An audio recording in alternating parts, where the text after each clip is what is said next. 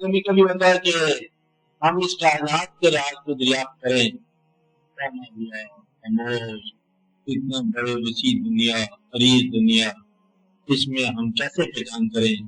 तो जो इंसान लर्न करता है, नज़ारों को देखता है, आवाज़ों को सुनता है, लोगों को देखता है, उससे आहिस्ता-आहिस्ता सीखने लगता है। तो इज़हार करने की मैं बात कर रहा था, अपनी पहचान किए बगैर इज़हार जो है, या तो कोई इंसान को अदीब बनाएगा तुमको, किसी का पढ़ा हुआ बयान कर देगा, या पैसे के ज़रिए इज़हार करेगा, या फ़िरौन बन जाएगा।